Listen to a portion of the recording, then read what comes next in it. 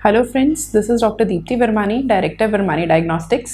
आज का हमारा टॉपिक है servicing your body.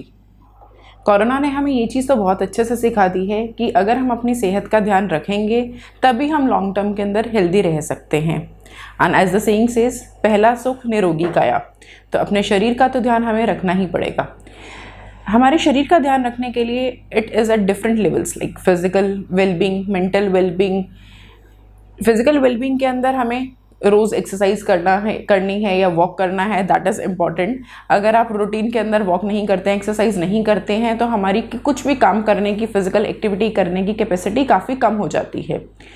Mental health के अंदर हमें अपने इमोशनल लेवल पे अपनी फैमिली फ्रेंड से कनेक्टेड रहना चाहिए, एक दूसरे से अपनी सारी चीज़ें, सुख दुख बांटते रहना चाहिए।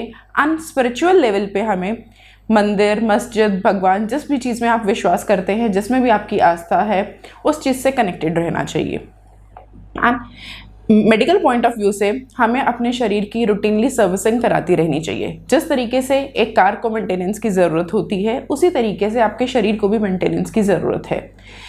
हम अगर अपने कार की रूटीन में सर्विसिंग नहीं कराते हैं तो धीरे धीरे कार की कैपेसिटी कम होने लगती है, धीरे धीरे वो हमें माइलेज कम देने लगती है। Same goes with your body. अगर आप शरीर का ध्यान नहीं रखेंगे, अगर हमें शरीर के अंदर जो न्यूट्रिशनल रिक्वायरमेंट्स हैं, आयरन, कैल्शियम अगर भरपूर मात्रा के अंदर नहीं है, तो धीरे धीरे हमारा शरीर भी हमें सपोर्ट करना बंद कर देता है। हम लोगों को जगह जगह दर्द होने लगता है, सर में दर्द होने लगता है, बहुत ज़्यादा वीकनेस महसूस होने लगती है।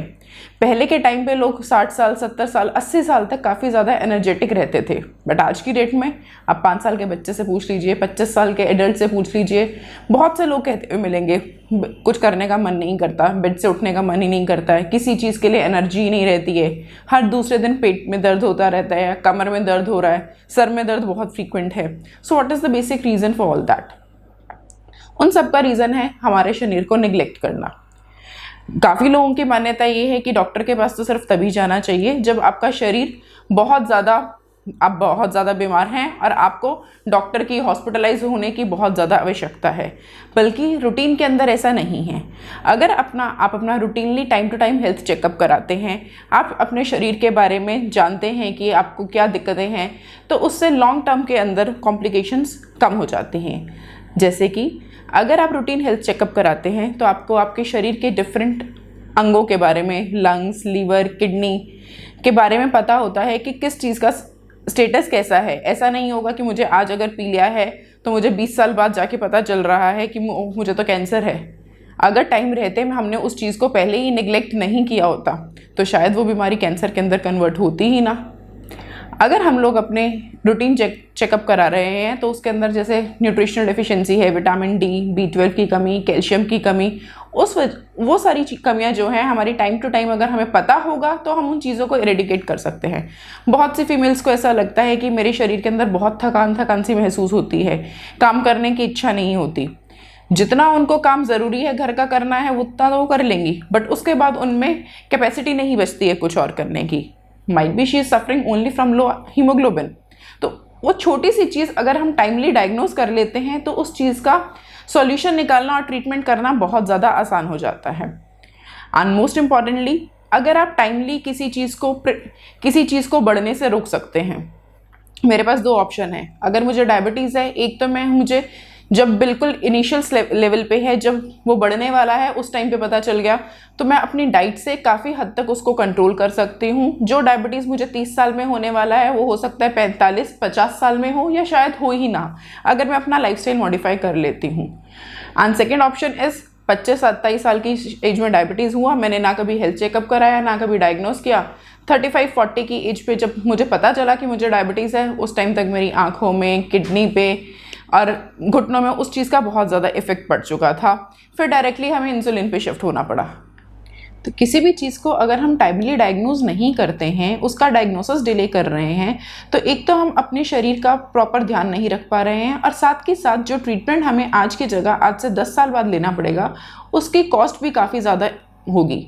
अगर आज की डेट में मैं डायबिटीज़ को कंट्रोल करना चाहती हूँ, ब्लड प्रेशर को कंट्रोल करना चाहती हूँ, तो मुझे सिर्फ और सिर्फ अपने लाइफस्टाइल को चेंज करना है। बट यही चीज़ अगर मैं आज से 10 साल बाद ट्राई करती हूँ तो मेरे लिए दिन में सुबह शाम 5-7 गोलियाँ होंगी। अगर हाई ब्लड प्रेशर की वजह से हेमी पैरालिसिस हो जाता है, मेरा आधा शरीर या चारों हाथ पैर काम करना बंद कर जाते हैं, तो for the rest of my life और for next few years I am dependent on someone else.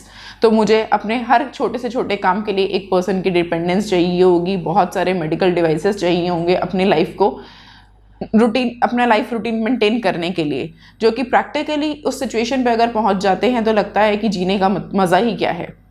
जीने का मज़ा तभी तक है जब तक आप किसी पे डिपेंडेंट नहीं हैं, जब तक आपको सुबह शाम बहुत सी टेबलेट्स नहीं खानी पड़ती हैं। हर कोई चाहता है कि मेरी उम्र बहुत ज़्यादा हो, 50 साल हो, 70 साल हो, बट रियलिटी इज़ कि जितनी उम्र हो अच्छी हो, हमारी सेहत अच्छी हो। बेड पे रहकर कोई भी अपनी ज़िंदगी नहीं बिताना चाहता है। So friends, take care of your body. Last time तक ना फ्रेंड्स काम आएंगे ना फैमिली काम आएगी। एंड टाइम तक आपके साथ कोई भी रहेगा तो वो सिर्फ और सिर्फ आपका शरीर है। तो प्लीज़ अपने शरीर का ध्यान रखिए। ऐसी ही और जानकारी के लिए इस चैनल को सब्सक्राइब करें और अपडेटेड रहिए।